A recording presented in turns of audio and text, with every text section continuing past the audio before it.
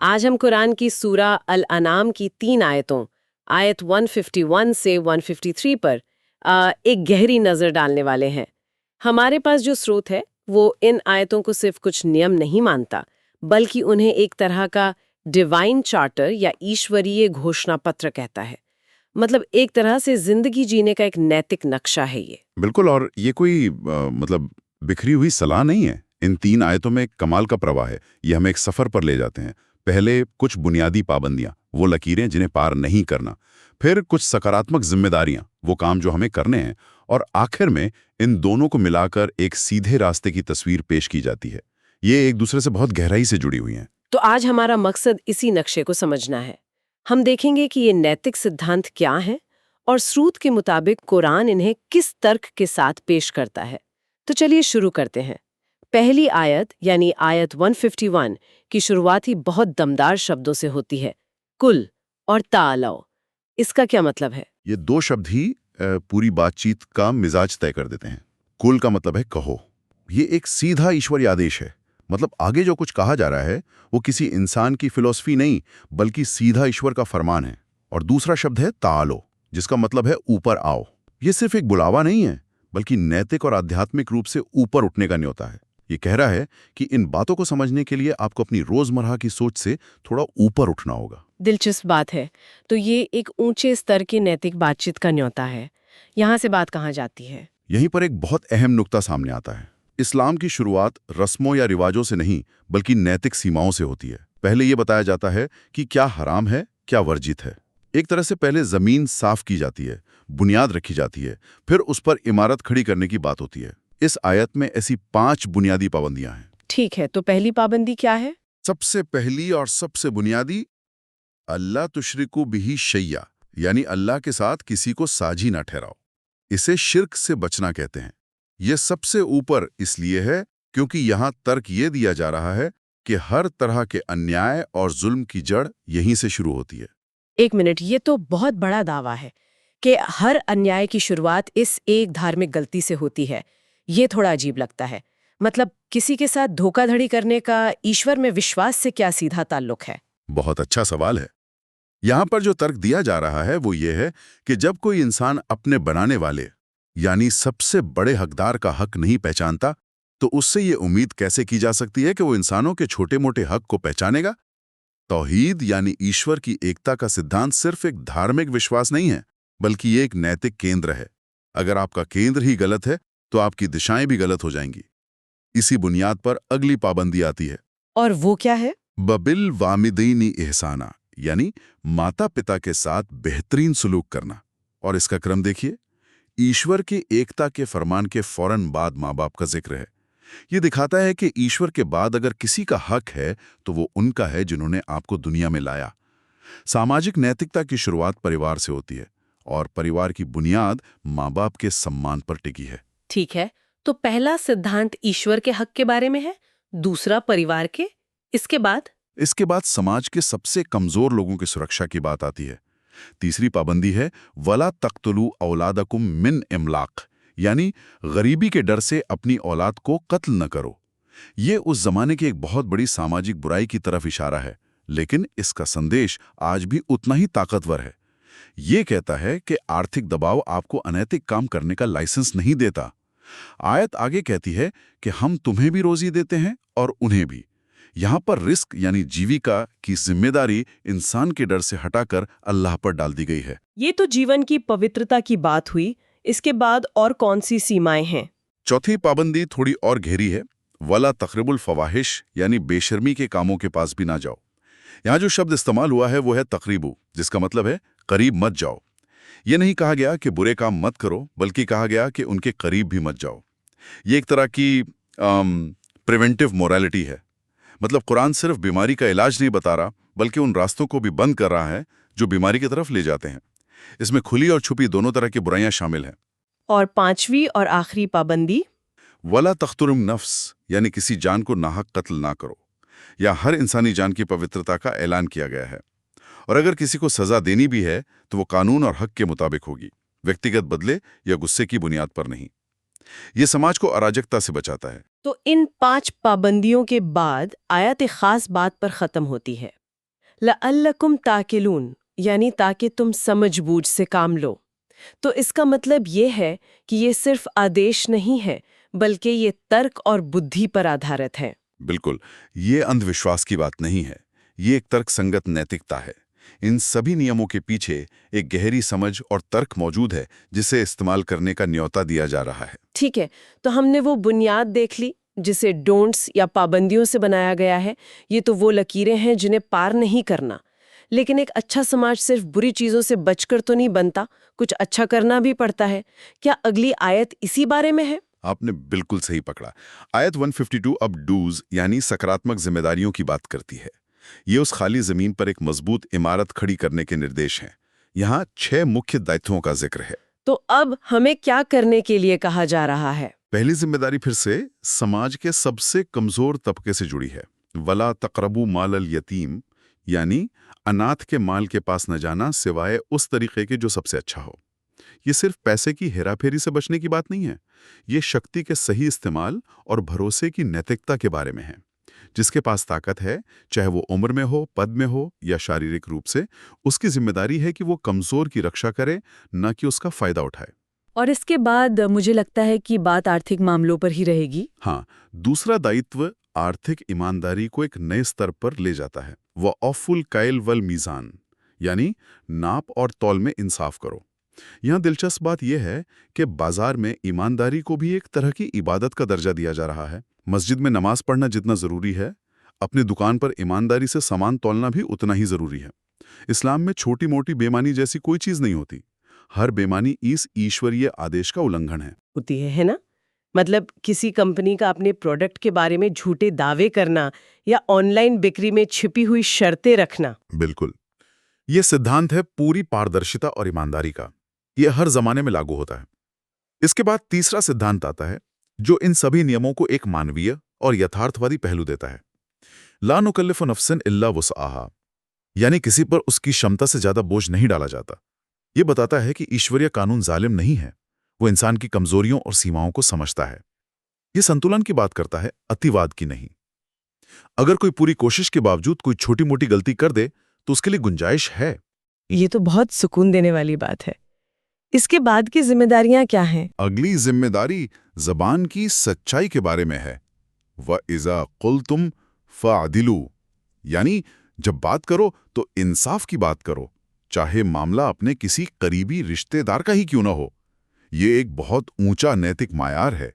ये कह रहा है कि सच और इंसाफ आपके कबीले, आपके परिवार और आपकी अपनी भावनाओं से ज्यादा बड़े हैं। आपको सच के साथ खड़ा होना है, भले ही वो आपके अपनों के खिलाफ क्यों ना हो। ये कहना आसान है, पर करना बहुत मुश्किल। इसीलिए इसे एक बड़ी जिम्मेदारी के तौर पर पेश किया गया है। और पांचवा दायित्व इन सबको एक साथ बांधता है। वह भी अहदिल्लाही औफू, यानी अल्लाह के अहद को पूरा करो। अब सवाल ये उठता है कि ये अहद या वचन क्या है? ये सिर्फ कोई एक वादा नहीं है। इसमें ईश्वर के संदेश को मानना, हर तरह की नैतिक जिम्मेदारी निभाना और यहाँ तक कि सामाजिक समझौते, सब कुछ शामिल है। ये एक तरह से पूरी जिंदगी की प्रतिबद्धता है। ठीक है, तो जैसे पहली आयत समझबूझ पर खत्म हुई थी, इस आयत का अंत कैसे होता है? इस आयत का अंत होता है लअल्लकुम तज़क्करून, यानी ताकि तुम याद रखो। ये बहुत गहरा है। यहाँ तर्क ये है कि नैतिकता कोई ऐसी चीज नहीं है जो आपको बाहर से सिखाई जा रही है। ये वो बुनियादी सिद्धांत हैं जो हर इंसान की फितरत, यानी उसके स्वभाव में पहले से मौजूद हैं। बस दुनिया की उलझनों में इंसान उन्हें भूल जाता है। तो कुरान एक तरह से रिमाइंडर का काम कर रहा है। ये कह रहा है, याद करो कि तुम असल में क्या हो। तो हमारे पास पाबंदियां हैं और जिम्मेदारियां भी हैं। एक तरह से सड़क के दोनों तरफ की हदें तय हो गई हैं। लेकिन इन सब के बीच का रास्ता कैसा है? क्या तीसरी आयत इसी के बारे में है? बिल्कुल। तीसरी और आखिरी आयत इन सभी टुकड़ों को जोड़कर एक बड़ी तस्वीर बनाती है। ये इन सभी सिद्धांतों को सिरात अल मुस्तकीम, यानी सीधे रास्ते की अवधारणा से जोड़ती है। आयत कहती है, व अन्ना हाजा सिराती मुस्तकीमन फत्तबीऊहु, यानी और ये कि यही मेरा सीधा रास्ता है तो इसी पर चलो। यहाँ हर शब्द बहुत अहम लग रहा है। मेरा रास्ता, सीधा और इसी पर चलो। हाँ, एक एक शब्द की अपनी अहमियत है। हाँ, हाजा सिराती यानी ये मेरा रास्ता है। इसका मतलब है कि इस रास्ते का स्रोत ईश्वरीय है। ये किसी संस्कृति, परंपरा, बहुमत या किसी खास गुट का बनाया हुआ रास्ता नहीं है। इसकी वैधता सीधे अल्लाह से आती है। फिर आता है मुस्तकीमन, जिसका मतलब है सीधा, यानी संतुलित, स्पष्ट और बिना किसी उलझाव के। ये कोई टेढ़ा मेढ़ा या जटिल रास्ता नहीं है। और आखिर में आदेश है फत्तबिऊहु, तो इसी पर चलो। मतलब सिर्फ जानना और मानना काफी नहीं है, अमल करना जरूरी है। ज्ञान तब तक अधूरा है जब तक उस पर चला न जाए। लेकिन इसके बाद एक चेतावनी भी है, वला तत्तबिउस सुबुल, यानी दूसरे रास्तों पर न चलो। यहाँ रास्ता के लिए एक वचन सिरात इस्तेमाल हुआ, लेकिन दूसरे रास्ते के लिए बहुवचन सुबुल का इस्तेमाल किया गया है। इस एक वचन और बहुवचन में क्या कोई खास बात है? ये इस आयत का सबसे शक्तिशाली हिस्सा है। यहाँ ये तर्क दिया जा रहा है कि सत्य का रास्ता एक ही होता है, क्योंकि वो एक ही स्रोत से निकलता है। लेकिन झूठ, भटकाव और गलती के कई रास्ते हो सकते हैं। ये सुबुल क्या हैं? ये अलग अलग विचारधाराएं हो सकती हैं, व्यक्तिगत इच्छाएं हो सकती हैं, या गुटबाजी के रास्ते हो सकते हैं जो आपको इस एक सीधे रास्ते से भटका देते हैं। ये एक दिलचस्प विचार है, लेकिन क्या कोई ये तर्क नहीं दे सकता कि विचारों की विविधता तो एक अच्छी चीज है? ये ढांचा स्वस्थ मतभेद और विनाशकारी विभाजन के बीच फर्क कैसे करता है? बहुत जरूरी सवाल है। यहाँ पर जो तर्क दिया जा रहा है वो विचारों को दबाने के बारे में नहीं है, बल्कि बुनियादी स्रोत के बारे में है। बात यह है कि जब नैतिक मार्गदर्शन का स्रोत एक यानी ईश्वर हो तो वो समाज को जोड़ता है। लेकिन जब हर समूह या व्यक्ति अपने अपने रास्ते बना लेता है, अपनी इच्छाओं, अपनी विचारधाराओं या अपने फायदों के आधार पर, तो उसका नतीजा क्या होता है? आयत खुद बताती है, फतफर्रक बिकुम अन सबीलिही, यानी वो रास्ते तुम्हें उसके एक रास्ते से भटकाकर अलग अलग कर देंगे। यहाँ विभाजन और फूट को भटकाव का एक लक्षण बताया गया है। तो एकता सीधे रास्ते पर चलने का नतीजा है और फूट अनेक रास्तों पर चलने का। और इन सभी निर्देशों का आखिरी मकसद क्या बताया गया है? आयत का अंत होता है लअल्लकुम तत्तकून, यानी ताकि तुम तकवा हासिल कर सको। तकवा का मतलब है ईश्वरीय चेतना, सदाचार, या हर काम में इस बात का एहसास रखना कि ईश्वर देख रहा है। इन सभी नियमों का अंतिम लक्ष्य एक ऐसा चरित्र और समाज बनाना है जो ईश्वर के प्रति सचेत हो और अपनी जिम्मेदारियों को समझे। तो अगर हम पूरी तस्वीर को एक साथ देखें तो ये ईश्वर की एकता यानी तौहीद से शुरू होती है, फिर परिवार और समाज की नैतिकता, आर्थिक ईमानदारी और वादे को पूरा करने तक जाती है।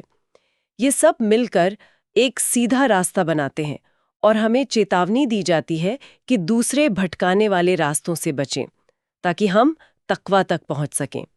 ये तो अपने आप में एक मुकम्मल नैतिक ढांचा है। हाँ, ये अपने आप में मुकम्मल है, लेकिन इसकी खूबसूरती और बढ़ जाती है जब हम इसका ताल्लुक कुरान की पहली सूरा अल फातिहा से जोड़ते हैं। वो कनेक्शन इन आयतों को एक नए ही स्तर पर ले जाता है। अच्छा, अल फातिहा से कैसे? वो तो एक दुआ है जिसे मुसलमान हर नमाज में पढ़ते हैं। बिल्कुल, और उसी दुआ का जवाब इन आयतों में छिपा है। देखिए, अल फातिहा में हम पढ़ते हैं रब्बुल आलमीन, यानी सारे जहानों का रब। ये इन नैतिक नियमों के अधिकार को स्थापित करता है। ये नियम इसलिए मानने जरूरी हैं क्योंकि ये उस हस्ती की तरफ से हैं जो सारी कायनात का मालिक है। और फिर अल फातिहा में हम दुआ करते हैं, ए दिनस सिरातल मुस्तकीम, यानी हमें सीधा रास्ता दिखा। ठीक, वो दुआ एक सवाल है, एक प्रार्थना है, और सूरे अल अनाम की ये 3 आयतें उसी दुआ का एक विस्तृत और व्यवहारिक जवाब है। अल फातिहा में हम जिस सीधे रास्ते की भीख मांगते हैं, यहाँ उसे बिंदु दर बिंदु परिभाषित कर दिया गया है। ये रास्ता सिर्फ एक ख्याल नहीं, बल्कि जीवन के हर पहलू के लिए एक व्यवहारिक रोड मैप है। तो अल फातिहा में दुआ है और यहाँ उसका जवाब। ये तो कमाल का कनेक्शन है। बिल्कुल। और अल फातिहा के अंत में हम कहते हैं गैरिल मगदूबी अलैहिम वलद्दौल्लीन, यानी उन लोगों का रास्ता नहीं जिन पर तेरा गजब हुआ और ना ही गुमराहों का। ठीक, वही का ये वज़ीन पूरी होती है। मगदूबी अलैहिम यानी जिन पर गजब हुआ, वो लोग हैं जो सच को जानते हैं लेकिन जानबूझकर इन उसूलों को तोड़ते हैं। और दौल्लीन यानी गुमराह, वो लोग हैं जो भ्रमित होकर दूसरे रास्तों यानी सुबुल पर भटक जाते हैं। तो अल फातिहा में हम जिन 2 तरह के रास्तों से पनाह मांगते हैं, इन आयतों में उन्हीं को विस्तार से समझा दिया गया है। तो एक तरह से अल फातिहा एक बीज की तरह है और ये आयतें उस बीज से निकलने वाला पूरा पेड़ है। तो इन आयतों का एक पंक्ति का सारांश ये हो सकता है, इस्लाम एक सीधा, स्पष्ट, नैतिक मार्ग है जिसकी बुनियाद तौहीद पर है, जिसे न्याय के सिद्धांतों से सुरक्षित किया गया है और जो कई भटकाने वाले रास्तों में बढ़ जाने से टूट जाता है। अपने से बहुत खूबसूरती से समेटा है। और ये चर्चा हमें एक बहुत दिलचस्प सवाल पर छोड़ जाती है। इन बुनियादी सिद्धांतों की तुलना दुनिया के दूसरे नैतिक घोषणा पत्रों जैसे 10 कमांडमेंट से कैसे की जा सकती है? उनमें क्या समानताएं हैं और क्या अंतर हैं? या फिर एक और सवाल ये हो सकता है कि आज की आधुनिक विचारधाराओं, चाहे वो राजनीतिक हों, आर्थिक हों या सामाजिक, को कई रास्तों या सुबूल के इस विचार से कैसे परखा जा सकता है? कौन सी विचारधाराएं हैं जो इस एक सीधे रास्ते से दूर ले जाती हैं? ये कुछ ऐसे बिंदु हैं जिन पर आगे सोचा जा सकता है ताकि इन प्राचीन आयतों की प्रासंगिकता को आज के दौर में समझा जा सके।